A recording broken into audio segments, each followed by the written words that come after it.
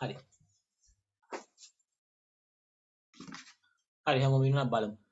දැන් අපි කීකේ ඉන්නේ මේ ප්‍රතික්‍රියා ගැනනේ. එතකොට මෙතනදී හරි. මේ ප්‍රතික්‍රියාවලදී මේ කාබන් හැලජන බන්ධනය අපි CX බන්ධනය ගැන කතා කරමු. හරි. දැන් ඇල්කිල් හැලයිඩ් එක ප්‍රධාන ලක්ෂණය කාබන් පරමාණුවට බැඳිච්ච හැලජන තමයි ප්‍රධාන ලක්ෂණය. මෙතන ළමයි තව කාණ්ඩ තියෙන පුළුවන්. ආල් කාණ්ඩයක් හදන්න කොහොම තියෙන පුළුවන්? කාණ්ඩ තියෙන පුළුවන් එක එක කොටස්. හරිද? අපිට ඕනේ මෙන්න මේ කාබන් හැලජන බන්ධනය ගැන උගන්වන්න. මොකද මේ ප්‍රතික්‍රියා සිදු වෙන්නේ ওই කාබන් හැලජන බන්ධනය පදනම් කරගෙන. ඒ කියන්නේ හේලෝල් කියන එක ලක්ෂණය තමයි කාබන් හැලජන බන්ධනයක් තිබීම. ඉතින් මේ කාබන් හැලජන බන්ධනය ඔස්සේ තමයි ප්‍රතික්‍රියා සිදු වෙන්නේ. ඒ නිසා මම මෙහෙම උගන්වනවා ඔයගලන්ට. මේ කාබන් පරමාණුව සහ හැලජන පරමාණුව ගත්තයින් පස්සේ ළමයි ඒ පරමාණු දෙකේ විද්‍යුත් ඍණතාවයන් සුළු වශයෙන් වෙනස්. ඔයගොල්ලෝ දන්නවා කාබන්ගේ ඍණතාවය සාමාන්‍යයෙන් 2.5යි. හැලජන පරමාණු දැන් ක්ලෝරින් පරමාණුවක ඉන්නවනම් ඍණතාවය 3.0යි. බ්‍රෝමින් 2.8යි. ඒ වගේ. ඉතින් ඒ හින්දා එතන විද්‍යුත් ඍණතාව වෙනසක් තියෙනවා. සාමාන්‍යයෙන් හැලජනය, ඒ කියන්නේ අපි කතා කරන ක්ලෝරින් හරි බ්‍රෝමින් හරි ෆ්ලෝරින් හරි පරමාණුව එයා විද්‍යුත් ඍණ පරමාණුවක් ලෙස කියන්නේ ඩෙල්ටා මයිනස් ලෙස ක්‍රියා කරනවා. මේක ඩෙල්ටා මයිනස් කෙනෙක්. හරි ළමයි. මේ පරමාණුව ඍණ කෙනෙක්. හරිද? මෙයා ධන කෙනෙක් විදිහට ක්‍රියාත්මක වෙනවා. ඩෙල්ටා ප්ලස් හා ඩෙල්ටා මයිනස් කියලා නිරූපණය කරන අපි ඒක. හරි? ඩෙල්ටා මයිනස් ඩෙල්ටා ප්ලස් මෙයා ඩෙල්ටා මයිනස් ප්ලස් මෙයා ඩෙල්ටා මයිනස්. ඔය විදිහට කාබන් හැලජන බන්ධනය ළමයි මොකද වෙන්නේ? කාබන් හැලජන බන්ධනය ද්‍රවීකරණයක් පොඩ්ඩක් සුළු වශයෙන් ඉලෙක්ට්‍රෝන වලාව ඇදෙන්න ගන්නවා. එතකොට මෙන්න මෙහෙමත් ඕන උගන්නත හැකි. කොහොමද මේක වෙන්නේ කියලා කියත හැකි. මේ බලන්නකෝ. මම පොඩ්ඩක් ලොකුට අඳ තෝරන්න පේන්න. මෙහෙම. මෙතන ඉන්නවා කාබන් පරමාණුවක්. මේක හැලජන පරමාණුව CX. මෙයා ඩෙල්ටා මයිනස් මේක ඩෙල්ටා ප්ලස්. මේ පැත්ත R කාණ්ඩ වෙන්න පුළුවන්. ඔය වගේ හයිඩ්‍රජන් ලැබුවම කොහොම ගමුකෝ. කොහොම තියෙන්නේ. හරි. එතකොට මේ විදිහට බන්ධනයේ ද්‍රවීකරණය වුණාම මෙතන තියෙන ඉලෙක්ට්‍රෝන බලාවක් මේක ඉලෙක්ට්‍රෝන තියෙන ඉලෙක්ට්‍රෝන බලාව ළමයි මේ කාබන්ගේ තියෙන ඉලෙක්ට්‍රෝන ටික බන්ධනයේ තියෙන ඉලෙක්ට්‍රෝන ටික හැලජනයේ පැත්තට අදිනවා. ඒකනේ ඍණතාව වැඩි කියලා කියන්නේ. ඒ නිසා ඉලෙක්ට්‍රෝන බලාව පොඩ්ඩක් මෙන්න මෙහෙම මේ අතට යනවා. ඒ කියන්නේ හැලජන පරමාණු දිහාට ඉලෙක්ට්‍රෝන ප්‍රමාණය වැඩි වෙන විදියට තමයි යන්නේ. ඔන්නෝම ද්‍රවීකරණයක් වෙනවා. එතකොට මොකද වෙන්නේ? එතකොට මේ කාබන් පරමාණුව සුළු ධන ආරෝපණයක් දක්වනවා. හරි? ඉතින් ළමයි කොහොම සුළු ආරෝපණයක් ධන ආරෝපණයක් දක්වනවා නම් අනේ කාබන් ඒ කියන්නේ හැලජන බන්ධනය දැන් පොඩ්ඩක් නිකන් බිඳෙන්න වගේ ඉන්නේ. හරි? බන්ධනයක් සාමාන්‍ය එක පැත්තකට ඉලෙක්ට්‍රෝන ගන්නකොට ඒ ඉලෙක්ට්‍රෝන ගන්න පැත්ත හින්දා ඒ පැත්තේ පරමාණු හින්දා බන්ධනය කැඩෙන්න පුළුවන්. හේතුව මෙතන මෙයාගේ ඉලෙක්ට්‍රෝන ඝනත්වය අඩු වෙනවා. එතකොට මේක අර ඉලෙක්ට්‍රෝන දුර්වල වෙනවා. ඉලෙක්ට්‍රෝන වලින් මේව බැඳලා තියෙන්නේ. ඉතින් බන්ධනය දුර්වල වුණාම මොකද වෙන්නේ? ඔතනින් බිඳෙන්න පුළුවන්. ඒ හින්දා මෙන්න මේ කාබන් පරමාණුවට ඉලෙක්ට්‍රෝන අඩු බව දැනගෙන කවුද එන්නේ එතනට? ඉලෙක්ට්‍රෝන වැඩියෙන් තියෙන අය. හරි? කාබන් පරමාණු ගාව ඉලෙක්ට්‍රෝන අඩුවෙන් තියෙන බව දැනගත්තාම එතනට එනවා ඉලෙක්ට්‍රෝන වැඩිපුර තියෙන අය. ඒ කියන්නේ ඉලෙක්ට්‍රෝන මොනවාද? ඝනත්වයේ වැඩි ප්‍රභේද. ඉලෙක්ට්‍රෝන කාමීන් නෙවෙයි නියුක්ලියෝෆිලික් නැත්නම් න්‍යෂ්ටිකාමීන්. මෙන්න මේ ඉලෙක්ට්‍රෝන වැඩිපුර තියෙන. ඒ කියන්නේ එක සැර ඉලෙක්ට්‍රෝන ගාව තියෙන ප්‍රභේද. හරි? නියුක්ලියෝෆිලික් කියන්නේ එක සැර ඉලෙක්ට්‍රෝන තිබෙන නැත්නම් ඍණාරෝපිත කාණ්ඩ. මෙන්න මේ අය මෙතනට එනවා. ඇවිල්ලා මෙන්න මේ කාබන්ට පහර දෙනවා. කාබන්ට ඉලෙක්ට්‍රෝන දෙනවා පහර දෙනවා කියලා කියන්නේ සාමාන්‍යයෙන් කාබන්ට පහර දීමක් කරනවා. ඒ කියන්නේ මේ බන්ධනය බිඳින්න මෙයා උදව් කරන මෙන්න මෙයා තමයි බන්ධනය බිඳිමු කියලා කියන්නේ. කවුද? නියුක්ලියෝෆයිල් එක කියනවා බන්ධනය බිඳිමු කියලා. කාබන්ට කියනවා. කාබන් මොකද කරන්නේ? කාබන් මේ හැලජනයේ ගාව තියෙන පොදු ඉලෙක්ට්‍රෝනය ආරයටම දෙනවා. හරි? කාබන්ගේ ඉලෙක්ට්‍රෝනයක් තියෙනවනේ හැලජනෙත් එක පොදුවේ යුගලයක්ම තියෙන්නේ. ඒතර මේ එක ඉලෙක්ට්‍රෝනයක් කාබන්ගේ එකක් හැලජනේ. එතකොට කාබන් කියන කමන්න ඔකම තියාගන්න මට මෙහෙන් හම්බ වෙනවා. ඒ හින්දා හැලජනයට ඉලෙක්ට්‍රෝන දෙකම තියාගන්න කියලා CX බන්ධනය කඩනවා. හරි? ඒ නිසා මෙන්න CX බන්ධනය බිඳෙනවා. හරි? මෙන්න මේ විදිහට මෙයා ඉලෙක්ට්‍රෝන අරගෙන මේක බිඳිනවා. බිඳලා මොකද වෙන්නේ? නියුක්ලියෝෆයිලය මෙතනට ආදේශ දාකරනද?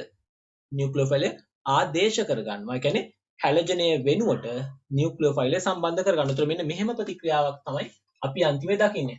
RCH දෙකක් හිටියා. මෙන්න මෙතනට අලුතින් සම්බන්ධ වෙනවා. මම ඒක වෙන පාටකින් ලියනවා. නියුක්ලියෝෆයිලයක් NU. හරි? මේක මම වෙන පාටකින් ලියන්නම් NU කියලා. ඔන්න ඔය NU කියන එක කියනම නියුක්ලියෝෆයිලය මෙතනට මෙහා බැඳෙනවා. එතකොට නියුක්ලියෝෆයිලය බැඳුනහම හැලජනය x minus හේලයිට් ලෙස අයින් වෙනවා. x minus කියලා අපි දක්වන්නේ ඔහොම දක්වනවා. ඔන්න ඔය විදිහට x minus ඉවත් වෙනවා. මේක තමයි අපි කතා කරන්නේ හේලෝ ඇල්කේන එක තියෙන පොදු ප්‍රතික්‍රියාව අපි කියන නියුක්ලියෝෆිලික ආදේශ ප්‍රතික්‍රියාව. ඒ නිසා මතක තියාගන්න ඕනේ අපි හැමෝම මේක තමයි එයාගේ ප්‍රතික්‍රියාව කියලා. හරි. ඔන්න ඔය ටික තමයි තියෙන්නේ. මේක තමයි නියුක්ලියෝෆිලික ආදේශ ප්‍රතික්‍රියාව දක්වන විදිය. හරි. අපි ඔය සටහන් කරමු. හරි. ලියන්නකෝ. ලියන්න.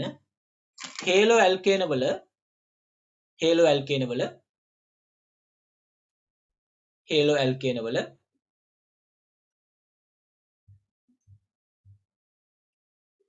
හේලෝ ඇල්කේන වල විශේෂත්වය වන්නේ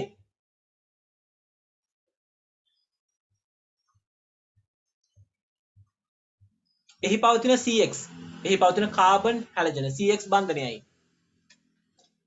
එහි පවතින CX බන්ධනයයි. C X බන්ධනයයි. මේ කාබන් පරමාණුව C delta plus carbon delta plus හා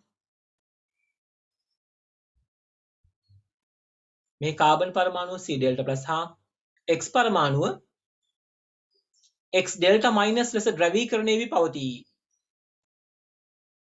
මේ කාබන් පරමාණුව C delta plus හා X පරමාණුව X delta minus ලෙස ද්‍රවීකරණය වී පවතී.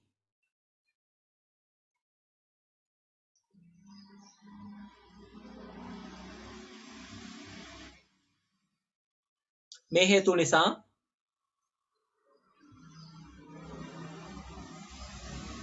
ඉලෙක්ට්‍රෝන ඝනත්වය අඩු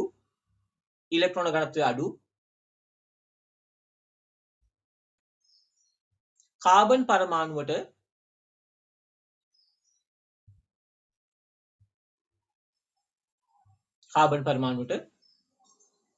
ඉලෙක්ට්‍රෝන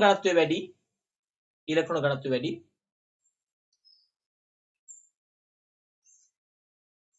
එකසර ඉලෙක්ට්‍රෝන යුගලයක් සහිත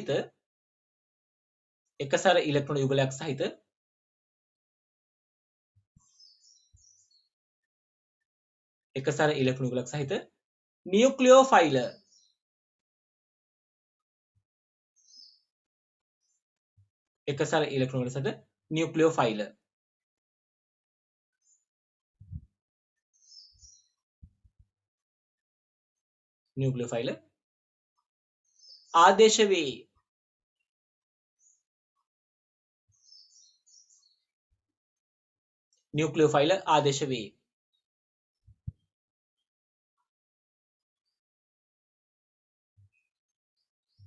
එහිදී CX බන්ධනය බිඳී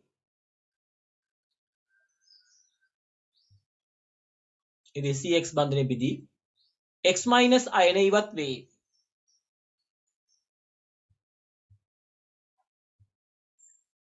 CX බන්ධනය බිඳී X minus අයන ඉවත් වේ. හරි.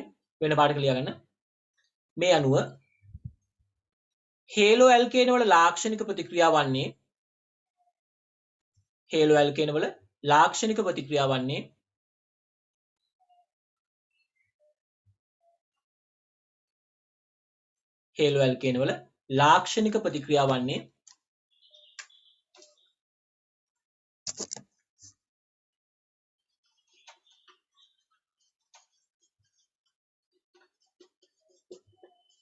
නියුක්ලියෝෆිලික ආදේශ ප්‍රතික්‍රියාවේ.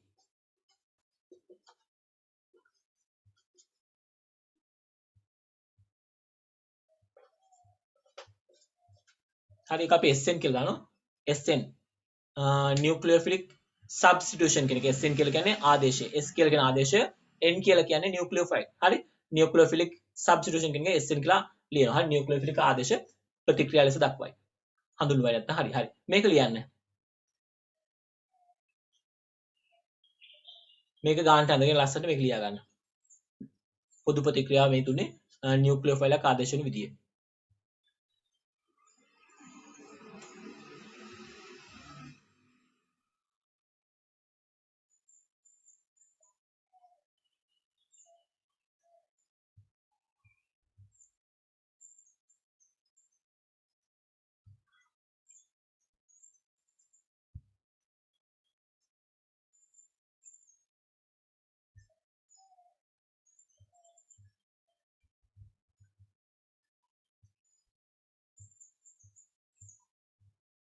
ප්‍රතික්‍රියාව ලස්සන ලියා ගන්න ළමයි. වර්ණ භාවිතා කරන ඊතල දාන රතු පාටින් ඊතල වලට තමයි ලකුණු හම්බෙන්නේ යාන්ත්‍රණ වලදී. ඒ නිසා ඒව මතක තියාගන්න. ආයන ලියනකොට ඍණායනයක් නම් එකසර ඉලක්කන දක්වන්න. ද්‍රවීකරණයේ CX බන්ධනයේ ඩෙල්ටා මයිනස් ඩෙල්ටා ප්ලස් මුලින්ම දාගන්න. මේ ඉලෙක්ට්‍රෝන ගණත්වය වෙනස් වෙන අපි යන්නේ ඔයගොල්ලෝ දැනගැනීම මේ පහසුවට ඒක වෙන පාටකින් ඇඳ ගන්න හයිලයිට් කරගන්න. ඒක සාමාන්‍ය ඔයගොල්ලෝ තේරුම් ගන්නයි හොඳ නැද්ද? ඒක යාන්ත්‍රණයක අඳින උවමනාවක් නැහැ. හරි. දැන් ඊට පස්සේ අපි කතා කරන මේකෙදි ළමයි මෙහෙම මේ ප්‍රතික්‍රියාව සිදු වෙනවා. නමුත් මේක පොඩි ගැටලුවකුත් කියනවා. කියන්නේ මේ ප්‍රතික්‍රියාව වෙනවා. නමුත් මේක මේ වෙන පියවර ගන්න. ප්‍රතික්‍රියාව දැන් අපි මේක එකම පියවරෙන් තමයි ඇන්දේ ඔක්කොම ටික. කියන්නේ නියුක්ලියර් ෆයිල් පහර දුන්නා. ඒ ගමම CX බඳ කැඩුනා. හරි. ඒ කියන්නේ මෙන්න මේ දේ. නියුක්ලියර් ෆයිල් පහර දීමයි CX බන්ධනේ කැඩෙන එකයි එකම පියවරකින් තමයි මගේ එකේ මං ඇන්දේ. හරි. නමුත් ඕක පියවර එකෙන්ද පියවර දෙකෙන්ද සිදුවෙන්නේ කියන එක තීරණය කරන සාධකයකුත් තියෙනවා. හරි. සමහර ලාවට ළමයි මුලින්ම CX බන්ධනය කැඩෙනවා. ඊට පස්සේ තමයි නියුක්ලියර් ෆයිල් ඇවිල්ලා ආදේශ වෙන්නේ. එහෙම එක පියවර දෙකක් කියලා කියනවා. හරි. සමහර අවස්ථාවලදී CX බන්ධනය මුලින්ම කැඩෙනවා. එයාම ස්වයං කැඩෙනවා. තනියම කැඩෙනවා. ඊට පස්සේ නියුක්ලියර් ෆයිල් එකක් ඇවිල්ලා කාබන් ඩෙල්ටා ප්ලස් පරමාණු කාබන් ධන අයනයට පහර දෙනවා. පහර දීලා දෙවන පියවරදී නියුක්ලියර් ෆයිල් එක ආදේශ වෙනවා. එහෙම වෙන්න පුළුවන්. ඒක එහෙම වුණොත් එහෙම අපි කියන එකට පියවර දෙකකින් සිදුවන ආදේශ ප්‍රතික්‍රියාවක් කියලා අපි කියනවා. අන්න එහෙම වෙන්නත් පුළුවන්. සමහරට මේ විදිහටම තනි පියවරෙන් වෙන්නත් පුළුවන්. එතකොට ඒක තීරණය කරන සාධකය තමයි අපි කතා කරපු ඇල්කිල් හෙලයිඩයේ ප්‍රාථමික, ද්විතීක සහ තෘතීක කියන ස්වරූපය. සාමාන්‍යයෙන් ප්‍රාථමික ඇල්කිල් හෙලයිඩ මේ විදිහට තමයි ප්‍රතික්‍රියා කරන්නේ. තෘතීක ඒවා පියවර දෙකෙන් ප්‍රතික්‍රියා කරන්නේ. ද්විතීක ඒවා ඇතැම් විට පියවර දෙකෙන්, ඇතැම් විට පියවර එකකින් අපි අහන්නේ නැහැ විභාගයට. ඒක අපි දන්නෙත් නැහැ, කියන්න බෑ. ඒක ස්වභාවය අනුව වෙනස් වෙන නිසා ද්විතීක ඒවා හරියටම පියවර ගන්න කියන්න බෑ. ඒක වැඩක් නෑ අපිට. ප්‍රාථමික සහ තෘතීක නම් අනිවාර්යයෙන්ම ප්‍රාථමික ඒවා පියවර එකකින් ප්‍රතික්‍රියා කරනවා. තෘතීක ඒවා පියවර දෙකෙන් ප්‍රතික්‍රියා කරනවා. අපි අන්න ඒක මීළඟට සාකච්ඡා කරනවා. හරි? ලියන්නකෝ. ලියන්න. ඉහත රුල කරලා ලියන්න. ඉහත නියුක්ලියෝෆිලික ආදේශය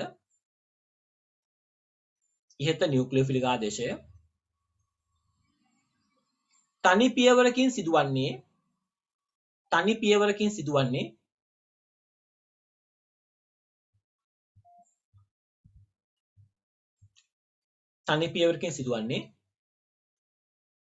ප්‍රාථමික හේලෝ ඇල්කේන සඳහා වේ.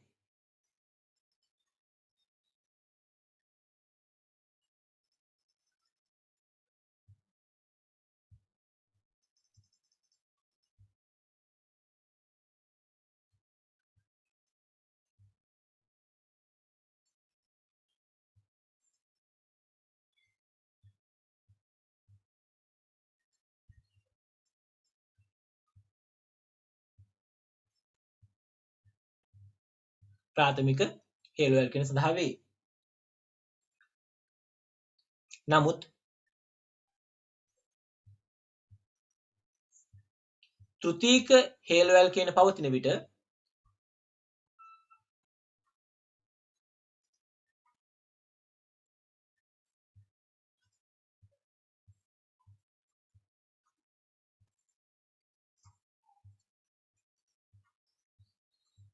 නමුත් තෘතීක හේලෝ ඇල්කේන පවතින විට ඉහත නියුක්ලියෝෆිලික ආදේශය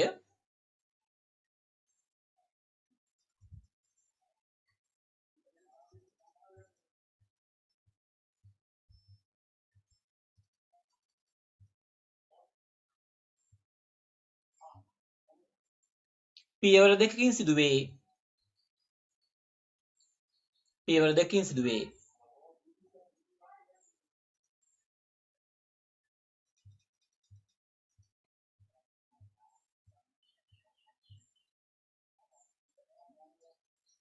හරි? පියවර දෙකකින් සිදුවේ.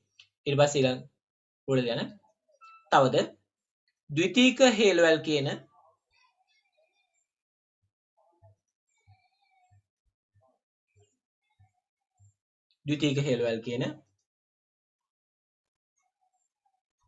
නියුක්ලියෝෆිලික ආදේශය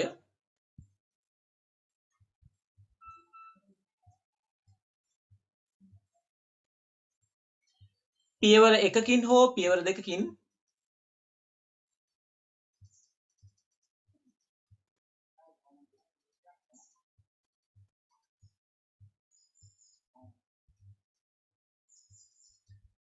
පියවර එකකින් හෝ පියවර දෙකකින් සිදු කරන අතර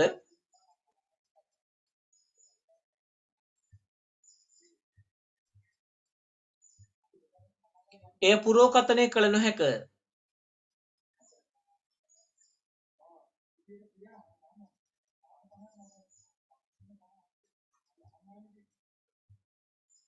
එය පුරෝකථනය කළ නොහැක.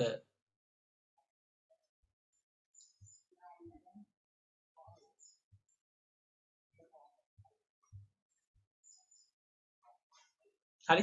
එය පුරෝකථනය කළ නොහැක. හරිද? එතකොට දැන් සාමාන්‍යයෙන් ඔය අපි කතා කරන ප්‍රතික්‍රියාවලදී මෙහෙම පියවර ගන්න වෙනස් වෙන්න පුළුවන්. දැන් උදාහරණයක් විදිහට මෙහෙම. හරිද? මේක මත් තියාගන්නකෝ. මේකට හේතු වෙන්නේ ළමයි.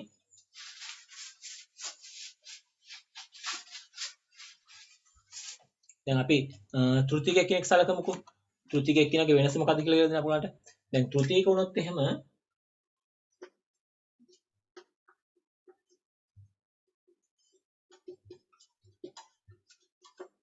හරි. මේ තෘතික හේලවැල් කියන එක පියවර දෙකෙන් මේක වෙන්නේ. ඒකට හේතුවක් තියෙනවා. දැන් ප්‍රාථමික හේලවැල් කියන එක මේක පියවර එකෙන් වෙන්නත් මේක දෙකෙන් වෙන්නත් හේතුව මොකක්ද කියලා බැලුවොත් එහෙම මේ හේලවැල් කියන තෘතිකේවා ළමයි ස්ථායීතාවය වැඩි. සාමාන්‍යයෙන් ඒකට හේතුව එයාගේ කාබෝ කැටයනය තෘතික වීම. ප්‍රාථමික කාබෝ කැටයන තෘතිකකින් ඉස්සරහට අපි කියලා තියෙනවා. හරි. ඒ හින්දා මෙන්න මෙහෙම දැන් ප්‍රාථමික කාබෝ කැටයනක් වුණාම R1යි අනිත් ඒවා හයිඩ්‍රජන් පරමාණු තියෙන්නේ. මෙතන ධනාරෝපණයට ලොකුව තියෙනවා. හරි. ඊට පස්සේ ද්විතීක වුණොත් එම R1 R2 කියලා දෙන්නෙක් ඉන්නවා. ඉතින් ඒක ධනාරෝපණ සාමාන්‍යයෙන් කුඩායි. R3ක් තිබුණොත් එහෙම මොකද වෙන්නේ? මෙතන ධනාරෝපණය සාපේක්ෂව තවත් කුඩා වෙනවා. එතකොට ඔයගොල්ලෝ දන්නවා මේ ධනාරෝපණය විශාල වුණොත් එහෙම එතන ස්ථායීතාවය අඩුයි. සාමාන්‍යයෙන් ධනාරෝපිත කාබන් ධන කියන එක තියෙන පුළුවන් එකක් නෙවෙයි. කාබන් පරමාණුවක් සාමාන්‍යයෙන් සහසංයෝජක පරමාණුවක්. ඒවා අයන වශයෙන් තියෙන්නේ නැහැ. එහෙම කාබන් ධන වෙනවා නම් අස්ථායි. ඉතින් එහෙම කාබන්ට ලොකු විශාල ධනාරෝපණයක් තිබිලා එයාට පැවැත්මක් නැහැ. හැබැයි සෝඩියම් ප්ලස් වගේ තියෙන පුළුවන්. මේක සෝඩියම් ප්ලස් වගේ හිතන්න බෑ. දැන් සෝඩියම් ප්ලස් වුණාම මොකද වෙන්නේ? සෝඩියම් ප්ලස් එයාගේ සංයුත ඉලෙක්ට්‍රෝන පිට කරාම මොකද වෙන්නේ? එයා උච්ච වායු වින්‍යාස වෙනවා. එහෙම වුණාම එයා ස්ථායි වෙනවා. ඒ නිසා සෝඩියම් ප්ලස් ස්ථායි වුණාට කාබන් ප්ලස් ස්ථායි වෙන්නේ නැහැ. කාබන් ප්ලස් ඉලෙක්ට්‍රෝන පිට කරාම මොකද වෙන්නේ? කාබන්ට ඉලෙක්ට්‍රෝන හතරක් තුන එකක් පිට කරාම එයාගේ එකක් ඌණයි. එහෙම වුණාම එයා ඒක ගන්නකම් මොකද වෙන්නේ? ගන්නකම් සැනසෙන්නේ නැහැ. මෙතන මෙහෙම ඉන්නේ නැහැ. එයා අනිවාර්යයෙන්ම ඉලෙක්ට්‍රෝන කොහොම හරි ගන්න උත්සාහ කරනවා. ඒ හින්දා මේක අස්ථායි. නිසා මේක මාධ්‍ය හැදෙන බැරි එකක්. ඒ නිසා මෙයාට පැවැත්ම අඩුයි. හරි? ධනාරෝපණය විශාල වෙන තරමට පැවැත්ම අඩුයි. ධනාරෝපණය අඩු වෙන තරමට පැවැත්ම වැඩි. ඒ කියන්නේ කාබන්ට අර එයාගේ ඌණ වෙච්ච ඉලෙක්ට්‍රෝන කොහෙන් හරි ලැබෙනවා නම් එයා ඉන්නවා. ඉතින් ඇත්තටම මේ R කාණ්ඩ වලින් මොකද කරන්නේ?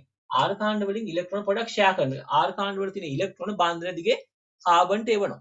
හරි? ඒතර R කාණ්ඩ එකක් ඉන්නවා නම් එයාට කුඩා ඉලෙක්ට්‍රෝන ප්‍රමාණයක් ලැබෙනවා. ඒක ප්‍රමාණවත් නෑ එයාට.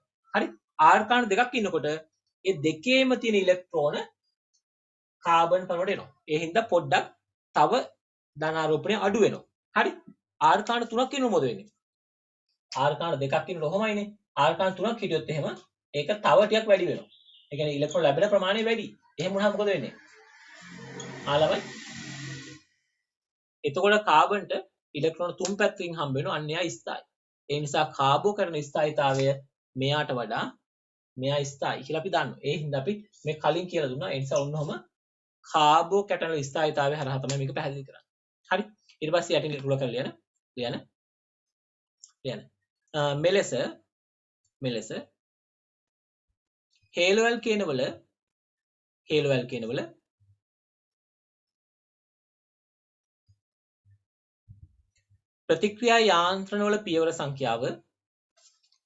ප්‍රතික්‍රියා යාන්ත්‍රණවල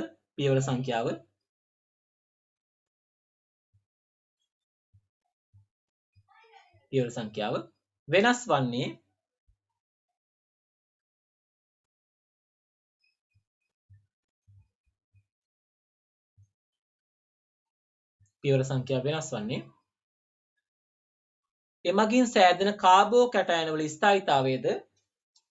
එමගින් සෑදෙන කාබෝ කැටයනවල ස්ථායීතාවයද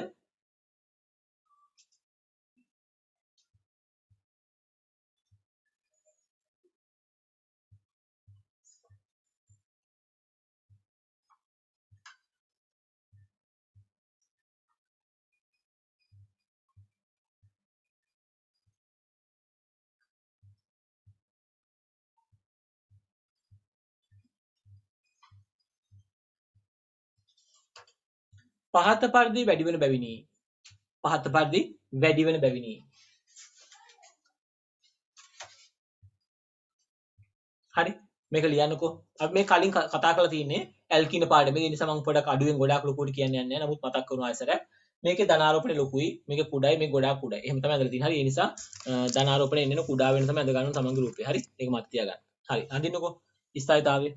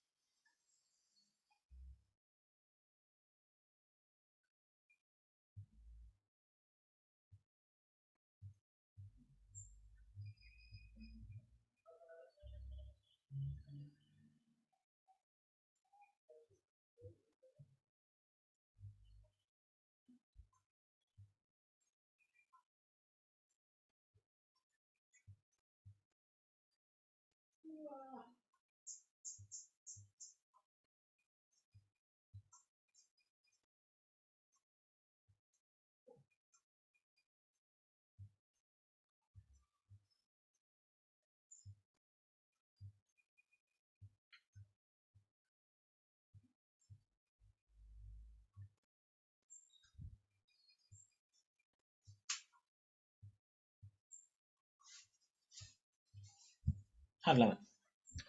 දැන් හරිනේ. ඔය විදිහට අපි ලියගත්තා. හරි. දැන් එතකොට අපි දන්නවා සාමාන්‍යයෙන් මේ ස්ථායීතාව වැඩි වෙන තෘතීක කාබෝ ගැන. ඒ නිසා මාධ්‍යයේ තෘතීක කාබෝ කැටයනක් පවතින වැඩි ඉඩක් තියෙනවා. ඒ හින්දා තමයි පියවර දෙකකින් තෘතීක ඇල්කිල් හේලයිඩ් නැත්නම් හේලෝ ඇල්කේන ප්‍රතික්‍රියා කරන්නේ. ප්‍රාථමික හේලෝ ඇල්කේන මෙහෙම එකක් හැදෙන ඉඩක් නැහැ. ඒ නිසා මේක නොහැදී එක පියවරෙන්ම ප්‍රතික්‍රියාව සිදු වෙනවා. ඒක තමයි හැටි ළමයි. හරි. ලියන්නකෝ. ඊට පස්සේ ලියන්න. ප්‍රාථමික හේලෝ ඇල්කේන ප්‍රාථමික කාබෝ කැටයන. ප්‍රාථමික කාබෝ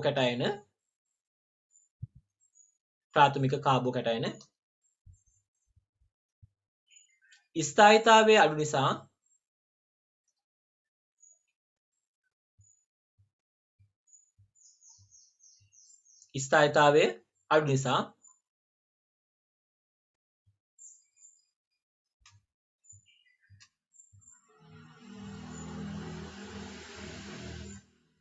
ඒ මාධ්‍යයේ නොපවතී. ඒ මාධ්‍යයේ පැවතිය නොහැක.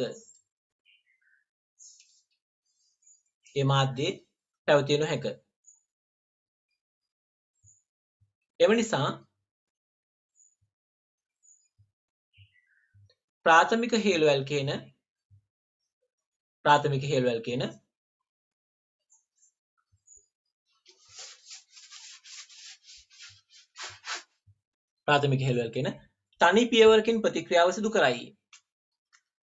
තනි පියවරකින් ප්‍රතික්‍රියාව සිදු කරයි.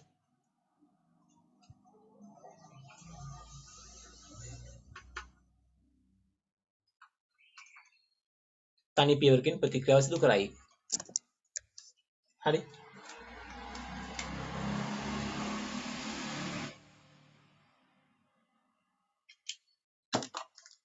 මේ විදිහට. හරි. නියුක්ලියර් ෆයිල් එකක් තියෙනවා. මෙන්න මෙයා කාබන්ට පහර දෙනවා. මේ බන්ධනය කැඩෙනවා.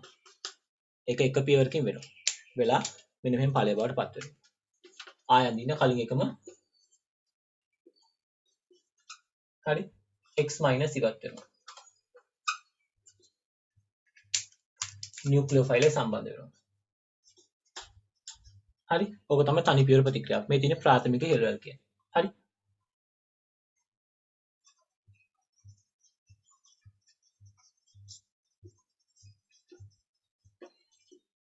හරි. කොහොම ලියන්නේ? මේ ප්‍රතික්‍රියාව ලියා ගන්න ළමයි R1 කාබන් හයිඩ්‍රජන් දෙකක් තියෙනවා x පරමාණුවක් තියෙනවා. උතර CX බන්ධනය ද්‍රවීකරණය වෙනවා. Carbon delta plus 6 x delta minus විදියට නියුක්ලියෝෆයිලය පහර දෙනවා ඩෙල්ටා ප්ලස් පරමාණුවට. ඒ විටම ඒ මොහොතේම කාබන් x බන්ධනය කැඩෙනවා. කැඩලා ආදේශ වීම සිදු වෙනවා. ඒ නිසා මේ නියුක්ලියෝෆිලික් ආදේශය එක පියවරකින් සිදු වෙනවා.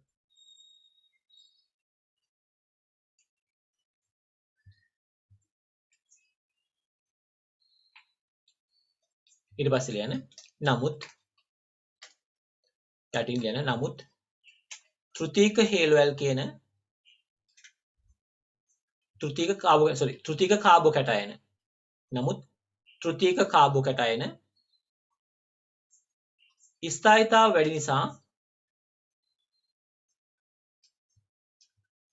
ස්ථායීතාව වැඩි නිසා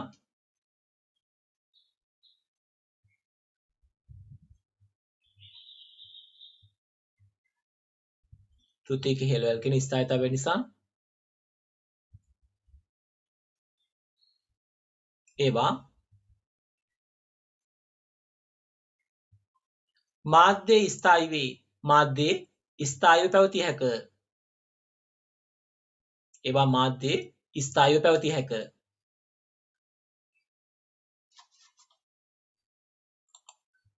එම නිසා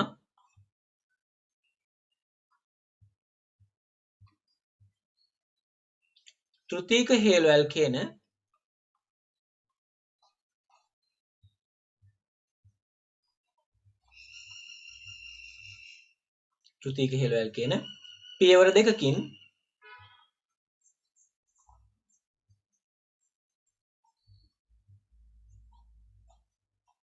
පියවර දෙකකින්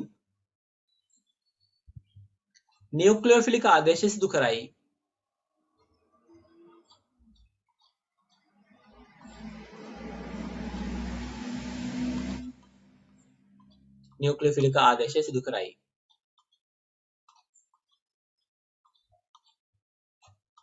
හරි. ඊට මම පෙන්නන කොහොමද ඒක වෙන්නේ කියලා අපි බලමු. දැන් නියුක්ලියෝෆිලික් ආදේශය බලමු. හරි. මේ බලන්නකෝ. දැන් මෙන්න මේ විදිහට මම තෘතීක හෙළවැල් කෙනෙක් ගන්නවා R1 R2 R3 තියෙනවා. හරි. මම මේ උඩ කොටස මොකන්නද? අහම නෙමෙයි ලියන්නකෝ. මේ බලන්නකෝ. මෙන්න මෙහෙම. දැන් මේක R1 R2 R3 අපි ගමු. R1 R3 මේක R2 මේක x තියෙනවා. හරි කොහොමද තියෙන්නේ? පළවෙනි පියවරදී මේක කාබන් x ඩෙල්ටා මයිනස් මේක ඩෙල්ටා ප්ලස් තියෙන්නේ. පළවෙනි පියවරදී වෙන්නේ සුපුරුදු මේ බන්ධනය මුලින්ම කැඩෙනවා. හරි. ඒ බන්ධනය කැඩෙනවා. ඒකට හේතුව ඒක ස්ථායීතාවයෙන් වැඩි තෘතික නිසා මෙන්න මෙහෙම පවතින පුළුවන්. R1 R2 R3 මෙන්න මේ ප්ලස් කියලා එකක් පවතින පුළුවන්. මේක තෘතික කාබෝකැටයන මේක පැවතීමේ හැකියාවක් තියෙනවා x මයිනස් වෙනම ඉන්නවා. ඔය විදිහට. ඔන්න මුල පියවරෙන් සිදු වෙන ළමයි. හරි මේක තමයි පළමු පියවර. හරි මේක අපි පළමු පියවර කියලා යනම්කෝ. නැත්නම් මම උඩින්ම ලියනද දෙකම? ඔව් කමන්නේ අපි උඩින් මේක මකලම දාමුකෝ. නැත්නම් මැදිනුනේ හරි. මෙන්න මෙහෙම හරි පළමු පියවර.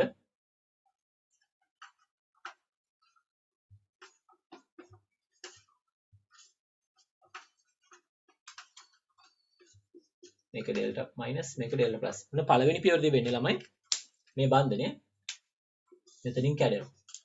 කැඩිලා හැදෙනවා R1 R2 R3 ප්ලස් කියලා එකකුයි x මයිනස් කියලා එකකුයි. ඔන්න ඔක තමයි පළවෙනි පියවර වෙන්නේ. හරිද? ඊළඟට දෙවන පියවර. මම එකක් ලියනම් දෙවන පියවරදී වෙන්නේ බලන්නකෝ.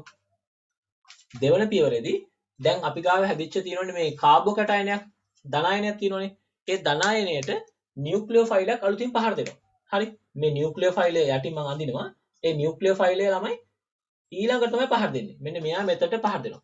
පහර දීලා එතන සම්බන්ධ වෙනවා නියුක්ලියෝෆයිලය. එතකොට එතනදී නියුක්ලියෝෆයිලය සම්බන්ධ වෙලා ඔන්න අවසාන ඵල. ඔන්න ඔය විදිහට පියවර දෙකේ සිදු වෙන්නේ. හරි. ඕක තමයි ත්‍ෘතික එක්කෙනෙක් සාමාන්‍යයෙන් කරන විදිය. හරි. පළවෙනි පියවරදී මුලින්ම ත්‍ෘතික කාබෝ කැටයන් හැදුනා. ඊට පස්සේ එයා නියුක්ලියෝෆිලික ආදේශය සිදු කරා. ඕක පියවර 1 සහ 2 කියලා අපි කියනවා. හරි. මේ දෙක ලියා ගන්නකො. මේක ත්‍ෘතික කාබෝ කැටයන්.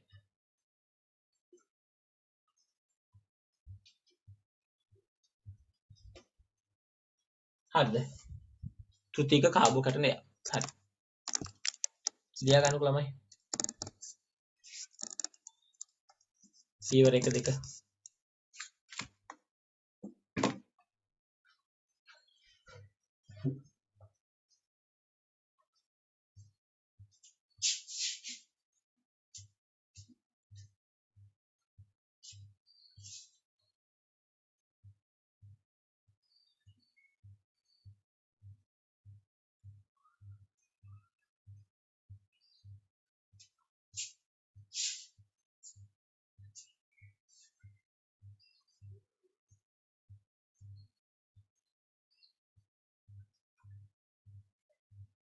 hello naagina koladuna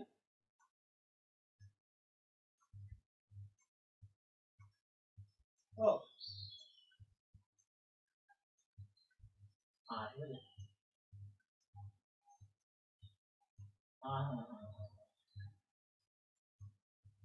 oh බලමු එහෙනම් එහෙම නෑ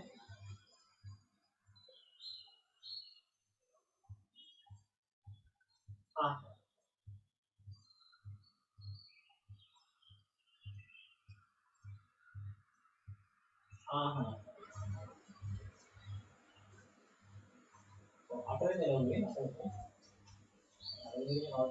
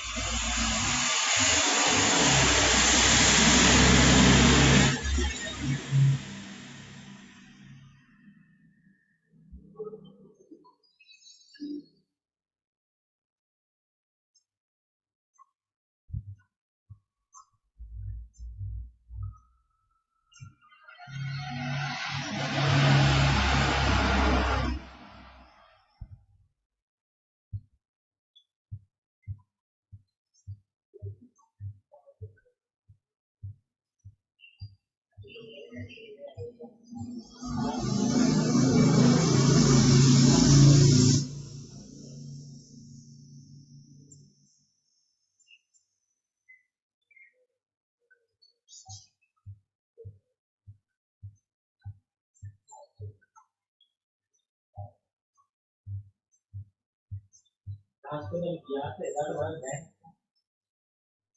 මොනවද කියන්නේ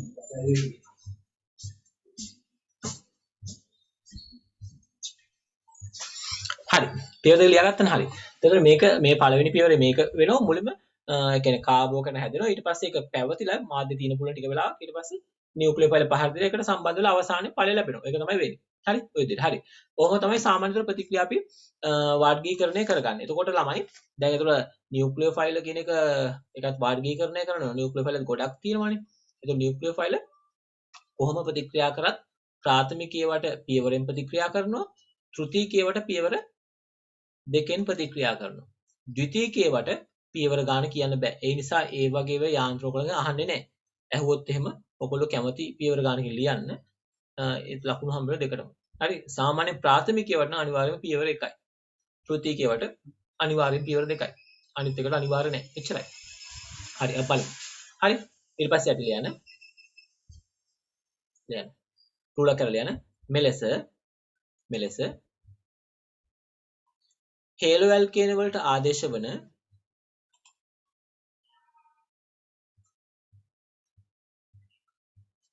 හේලෝ ඇල්කේන වලට ආදේශ වන නියුක්ලියෝෆයිල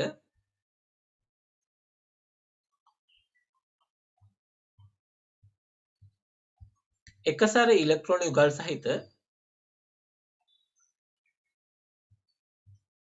එකසර ඉලෙක්ට්‍රෝන යුගල් සහිත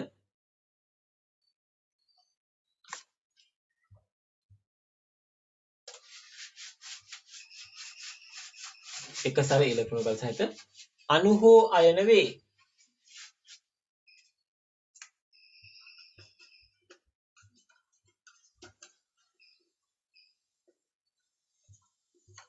අණු හෝ අයන වේ.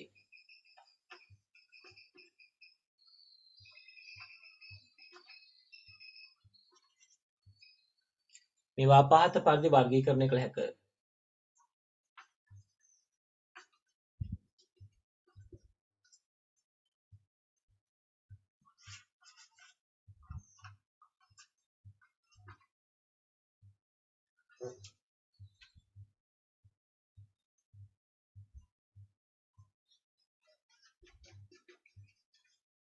ඇල්කොක්සයිඩ් අයන. මම මේ පොඩක් ලියනවා ළමයින්ට නම් ටික ඕන හින්දා NH2- ඇමයිඩ් අයනය. ඊට පස්සේ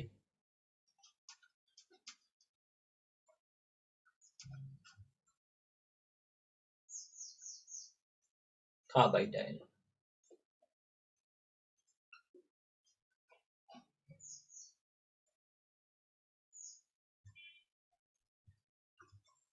ආර්කාණ්ඩයක් ගමුකෝ කාබයිඩ් අයනය.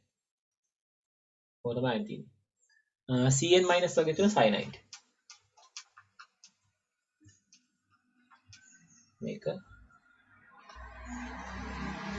සයනයිඩ්. මෙන්න මේ වගේ අයන තියෙනවා. අණු වලට තියෙනවා අණු පැත්ත. දැන් ජල අණුව H2O. ජල අණු වල එකසර තියෙනවා. ඔයාලා දන්නවනේ. කොහොම එකසර. ඒ නිසා මේක ජලය. ඊට පස්සේ ඇමෝනියා. හරි.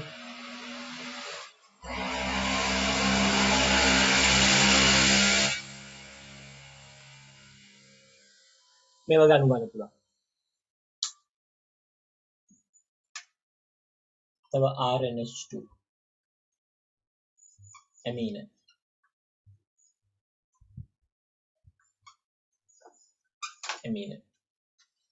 හරි.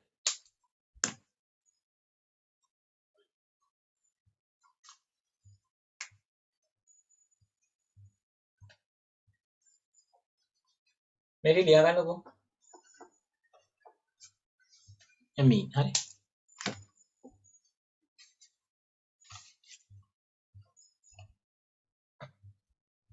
නියුක්ලියෝෆයිල් අපි වර්ග කරලා කොටස් දෙකකට අයන සහ අණු කියලා. අයන වල තියෙනවා ආරෝපණයක් ඍණාරෝපිත ඒවා බොහෝ වෙලාවට තියෙන්නේ. ඊට පස්සේ ආරෝපණයක් නොමැති එකසර තියෙනවා තමයි අණු කියලා කියන්නේ. ඒවා ඇමෝනියා අණු නැත්නම් ජලය ඊට පස්සේ ඇමීන වගේ වෙන්න පුළුවන්.